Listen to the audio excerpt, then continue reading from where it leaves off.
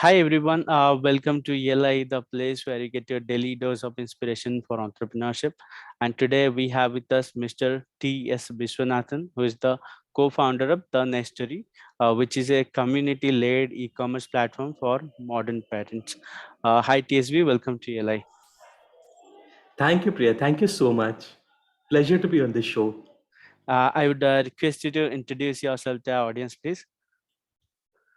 Sure. I'm Viswanathan, as you have already mentioned. I'm one of the three co-founders of the Nestry. Along Okay. with me, I have two more co-founders. One of them is my wife, Vaishnavi, and Uh-huh.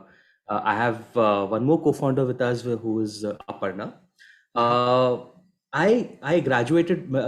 I graduated from IIM Indore way back in 2010. So it's been a good 12 years now. Okay. Spent about 8.5 years with L&T Finance, where I went through various roles. When I started as a management trainee, at the time of leaving, I used to head financial planning and analysis for the L&T Financial Services Group. Okay. Then joined Paytm. Spent about 2 years in Paytm, and I think that was one of my. I think that for me was one of the places where I really uh, got the confidence to start out on my own. So I actually thank both the experiences that I have in L&T Finance and Paytm in preparing me to be an entrepreneur. And here I am today. Okay. But still, how did the transition happen from a finance guy to entrepreneur? What triggered it? Is there a trigger point? What when you thought, yeah, this is something I want to do? So, although I was in financial services, I've been a generalist almost throughout my career. Uh, Most of it I've spent in business roles. I have been involved in the microfinance business of L&T Finance. I was part of the team that set up the SME finance business at L&T Finance. I also used to be the chief of staff to the managing director. Okay. And again, at Paytm, I was part of the team that started the merchant lending business. And, all these experience, I mean, you essentially are a generalist. While my background, I mean, I have done all that from a very financial services background. Mm-hmm. The thinking is a very business thinking, and it's about growth. It's about having that mentality and having that mindset to form a business and grow it. More importantly, I think uh, you know becoming an entrepreneur. I actually say this, becoming an entrepreneur and becoming a parent is very similar. Mm-hmm. uh, Right. you know most times you plan and get into it, sometimes it happens by accident. True.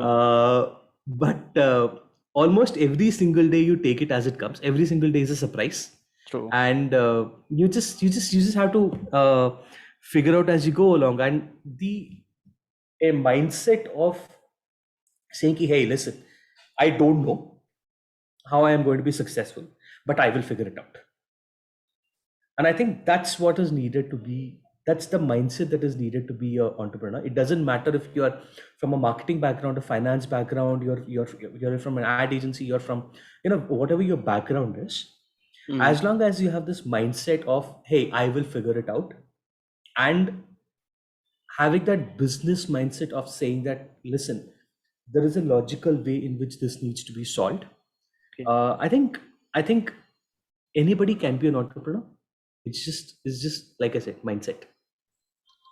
Okay. Mindset part uh, that is there, but um, you know why this space that you have picked up baby commerce kind of space. You, being a finance guy, you could have picked fintech or any other area. I think it's a ocean out there. Whatever you pick, it has a lot of potential. Why this space? I agree with you. But I mean, sure, I could have gone into fintech and maybe I would have been successful. Uh, I mean, just given my background, fintech does make a big logical sense, right? But like I said, I mean, you have to find your calling. Hmm. The cause has to speak to you, and it has to be so personal to you that you know every day you wake up and every day you go to sleep, you believe in that cause and you feel so an urge so strongly for a need to solve that problem, right? And I think for me, this particular thing that I'm doing right now, right? I mean, and I think that spoke to me a lot, because as a new parent in 2015, Vaishnavi and I had our first child in 2015. I was just telling you before we start this interview that we had our child exactly 1 month back. He is 1 month Well, old today. So first time around when we had our child in 2015, I think uh, we did struggle quite a bit, and there was this entire shopping experience which was very broken for us. And I think uh, that was a cause that really spoke to me, mm, that as a parent, why do I have to struggle so much to find the right things in the right context? and mm, i think and I think that's why I'm doing what I'm doing. uh, I believe in the cause, and it's a it's something that spoke to me, and I feel the urge very strongly to go and solve that problem. okay. Uh, Another thing I am curious to know about is about your co-founder, who you mentioned. One of the co-founder is your wife. How does that Correct. play out? I think usually when we do entrepreneurship, we kind of find a co-founder in the network and create a professional space around it, hire more people around it. But for you, if I see it. From my point of view, I think your professional and personal life are the kind of entangled with each other. So how does it play out for you? See, I think the first thing is, I mean, either a co-founder that you're related to or unrelated to. I think the first thing is trust, right? And the ability to, and your own mental ability to uh, separate your professional relationship and personal relationship, right? Mhm. It's also, the thing is, both of us come from extremely different backgrounds in terms of our previous work experience and what we do at the Nestery. Okay. And I think the key to working together is, you know, trusting the other person, and having a very open line of communication. And I think that's what is key to not just a personal relationship, or any professional relationship. A co-founder relationship also works on trust and communication. Mm. And as long as you're able to ensure that, you know uh, that you have that open line of communication at all points of times, and you're honest with each other when you communicate, I Okay. think it doesn't matter if you work together and you have a personal life together. It, uh, it, it can be it can be an incredibly rewarding journey to actually do this with your partner. In fact, Vaishnavi and I have gotten much closer in the last 2 years as we are working and having our personal lives together. And if you see, there are a lot of couples who have gone ahead and formed incredibly successful companies, True. right? uh, I mean, the startup world is so full of couples who have especially in the D2C, in the beauty and personal care, and and there are so many more segments where it's the husband and wife team which have gone out there and created incredibly successful. And I think it's, like I said, trust and communication. Well, coming to the next question, tell us about the Nestery. What is the cover it in three fronts. One is the what is the problem it is solving. Then what is the platform or the venture about, and the third part is the business side of it. How does the business look like? Cool. Uh, okay, so like I said, it was a problem, it was a cause that spoke to us as parents. And I actually say this, we are we are building the Nestery as something that we wished we had when we became parents the first time around. The underlying problem, and especially in the I mean, categories like apparel and diapers and other consumables like beauty and personal care. Sure, there is context involved in you buying it, but especially when it comes to categories like toys, books, what we classify as play, learn, read, create, and engage. And our mission statement is engaging children meaningfully. These categories, parents require so much hand holding. There is so much discovery involved because every child is unique. Their learning milestones are different, their engagement milestones are different, right? And you are left searching for what to buy. There Right. are players out there who have solved for apparel and beauty and personal care so incredibly beautifully.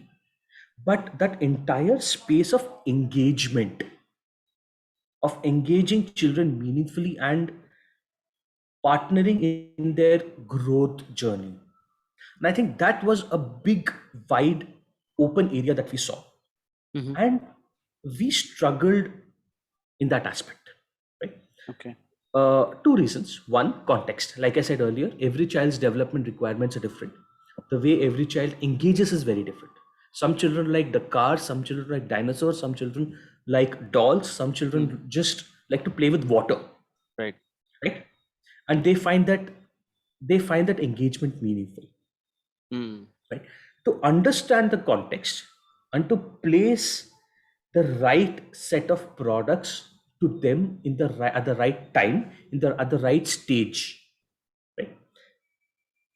It was essentially a journey where we found that we were spending a lot of time on Facebook groups, WhatsApp groups, talking to other people, asking them, what did you do in this situation, right? Mm. And then trying to find what to buy, because while apparel and beauty and personal care, you have a lot of options for one place to go and buy. Thus, the market for the engagement categories is so widely unorganized Mm. that we found this strong need to come and bring it together. What we are building, what the Nestery, and hence what we are building, and the way to solve this problem was to build a contextual commerce platform.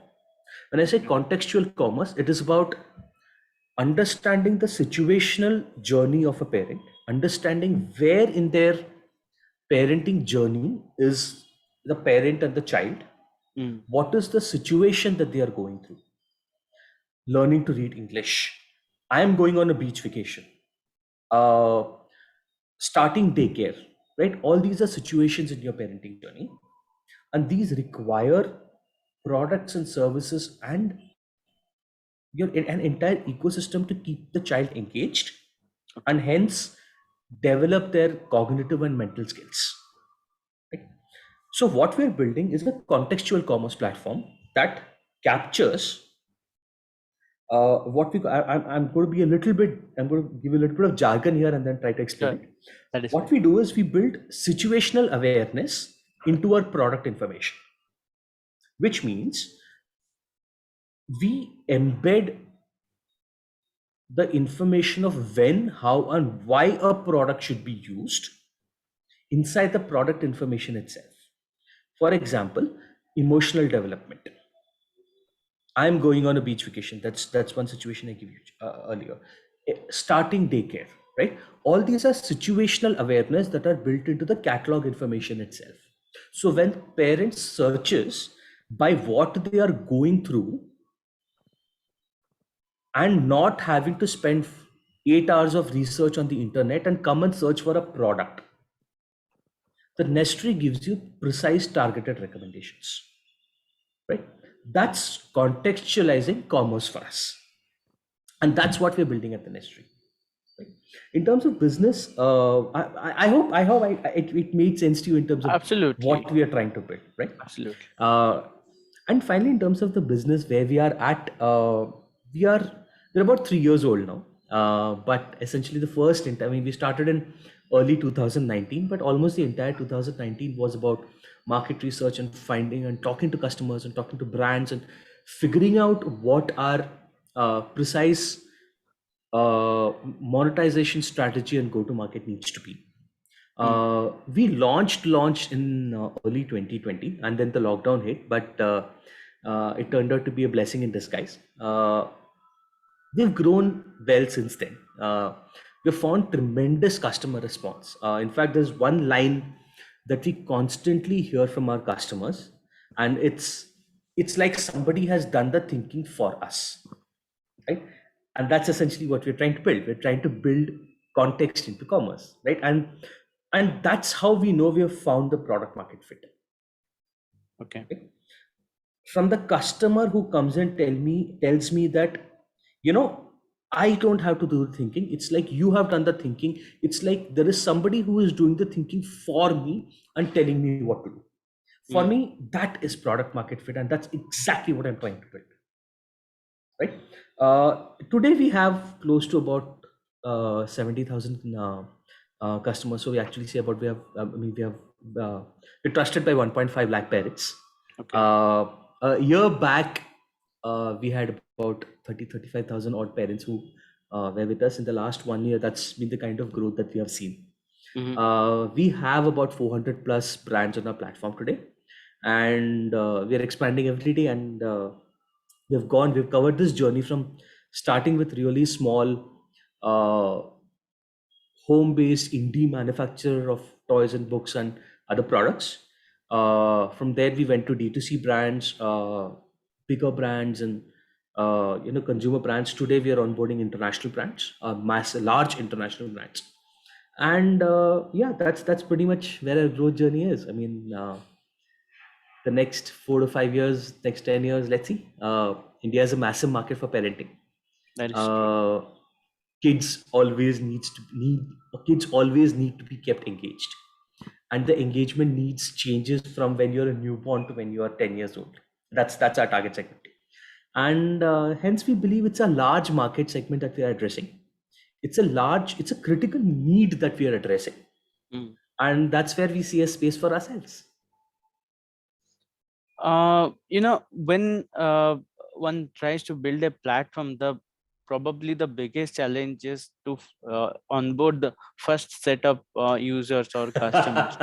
And Yes. it's a chicken and egg problem only, because you don't have any customers, the brands will not come. If you don't have brands, the customers will not come. So can you tell us how did you go about onboarding the first set of users to your platform? Okay, I actually have to credit Vaishnavi for this. So Vaishnavi started in 2019. I actually joined in 2020. So the Mhm. first 1 year it was Vaishnavi and Aparna who were the Nestery. Okay. And I think you're right. It's a chicken and egg problem, but you just have to find that first thread and start pulling. Hmm. Right? You just have to find the first five friendly brands who you will go to and say कि यार मेरे पास अभी website भी नहीं है, I don't even have a website right now, but come list with me, right? And it took time.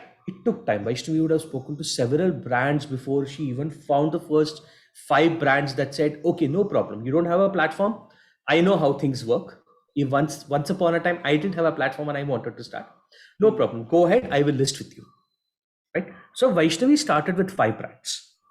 And I think it was about 23 or 25 products. That's Mm. it. That was all that was on the Nestry. Right. And she launched at the end of Jan 2019. Okay. The first customer was her father. Um, and then the next month, we had three customers. So, Feb 2019, we had three customers. People who discovered us by, I wouldn't say by mistake, but by serendipity. Mm. Uh, and said, ki, hey, this looks interesting. Why don't I give it a chance? Right? Okay. Unless and until you put yourself out there, unless and until you, as long as you keep saying it's a chicken and egg problem, something has to happen first before I do this, you know, it'll never start. Right. One thing I always kept saying to Vaishnavi is get the first product out, get the first product out. Mm. Everything else will fall into place after that. Of course, you have to work towards it. It Right. won't happen on its own, but get the first product out. So find those first 10 believers, that first five brands and the first five customers, and you have cracked the egg and you have the chicken out. Okay. Right? And then now it's about, with that one egg and that one chicken that you have, how big a farm can you build? That's pretty much what you. That's pretty much how you approach this. Right. Can you tell us what are the different challenges that you and the whole Nestery team has faced along the way while building the platform and growing it? Okay, sure.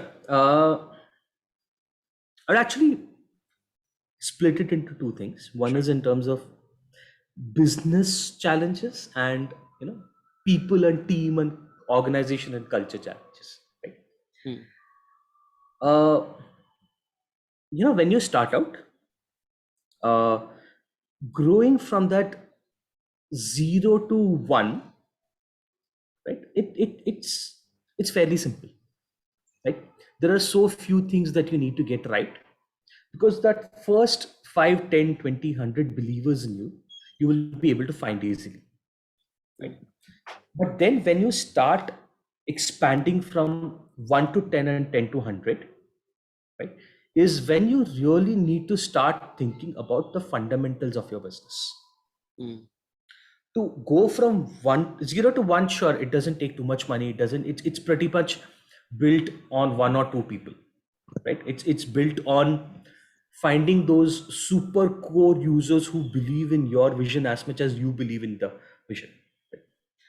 But then starts this journey of how do you create an engine that runs itself. And I think as a first principle that an entrepreneur needs to think of is, a lot of times it's ignored, but how do I create a profitable business? mm, Sure, profitability may not come on day one, may not come in year one, may not come in year two, mm, but you have to have a very clear strategy of how you're going to monetize, and have a very clear idea of what your cost structures are going to look like, right? And that's one of the first challenges in terms of growing a business, of having that very clear idea of what your business will look like at at a stage when it is doing 1 crore, 10 crore, 100 crore, and 1000 crore, mm, or and maybe at a 1 lakh, 10 lakh, 50 lakh, and then a 1 crore, right? Having that very clear idea of how your business needs to look like, and then working on executing it. mm, One more part of that is your ability to create go to market strategies such that you try to de-risk yourself from just one channel. you know mm, uh, Ads on social media platforms is a very easy way to go from 0 to 1. You throw money, they give the money back. yeah. But that becomes an extremely unsustainable strategy Mm, to go from 1 to 10 to 100 to 1000 and any number that you want to go to. It's an mm, incredibly unsustainable strategy. So yeah, and that has to factor into your plan, into your business model, as to what channels, on how do you de-risk your reliance on one single go-to-market strategy, and build a business in such a way that, you know either customers bring more customers, or your partners bring more customers, or there are organic ways in which customers come to you, and mm, that's the only way to go beyond one, right? And I think that's one aspect of growth, and the second aspect of growth is organization itself. I actually say this to my employees in almost every town hall. We have a town hall every Thursday at 4 o'clock, by the way. And mm, I say this to almost all my employees that my first 30 employees are actually my investors. okay. Uh, because uh, a VC or a angel investor or a syndicate platform, they put money into the nestry. Mm, These people are putting time of their life into the nestry, right. right? And for me, that's way more valuable. That's way, way, way more valuable, because money can be quantified. Time of life is literally the most invaluable thing that they are giving me. Mm, So the first 30 employees are literally my investors. Right? But as you start growing, the first 10 employees, you're working without an org structure, without any processes. I mean, you all know each other and you all work together, and there's no delegation needed. You're all working together. But then as you start growing, you have to start thinking, especially when you cross that number of 30 and 50 employees, you have to start thinking of structures, and you have to start thinking of culture. And because it's not, you may, as a founder, you may not be speaking to every one of those 50 people on a daily basis, but you still need to ensure that your organization has one face for the customer and every single partner who's out there. And Mm. that culture you need to set, and that becomes the second most critical thing of building the business, is setting the culture, setting the and it comes with practice. You will do mistakes. There will be employees who will not be aligned. I mean, however good they are, they will not be aligned to your culture. Okay. And I think the first 30 employees, it's all about ownership and culture, ownership and culture, ownership and culture. As long as you have been able to get those two things right, Mm. you have a solid organization that you have built. So yeah, I think that's my take on growing businesses. Focus on fundamentals. Focus on the fact that you want to create a business that is not a money pit. Focus on creating strategies that de-risk your go-to-market strategies. Strategy, sure. Create strategies that work on create de-risking your go-to-market channels, and focus on culture and organization in the very early days. And I think that's what we are also practicing. A lot of times it's easier said than done. Right. It's a study every day. Like I said, parenting and entrepreneurship, it's a study every day. Right. My final question for you. Tell us, what is the meaning of entrepreneurship for you? How would you define the term entrepreneur or the process that is entrepreneurship? Wow. Okay. Joy of creation. Like, uh, it's creating something where none existed. It's seeing a dream, a vision taking shape in tangible terms of people, money, uh, customers, suppliers, a supply chain network, and all those coming into play, and seeing that shrijan happen, that creation happen, right? I think for me, that's entrepreneurship, and that's probably the biggest joy of entrepreneurship as well. That creating something where none existed. Yeah, I think that's entrepreneurship for me. I think that is a very subtle and nice definition of entrepreneurship. On this note, we are up with the time, and it was a great pleasure to host you on the platform. Thanks for your time, TSB. Thank And you so much. The pleasure was all mine. It was a wonderful interaction. And I want to tell you, keep doing what you do. thank you. What you're doing is invaluable. Like I said before, you're as much as a entrepreneur as anybody that you've interviewed, because you're creating something where none existed. And thank you for doing this. Thank you, TSB. My pleasure.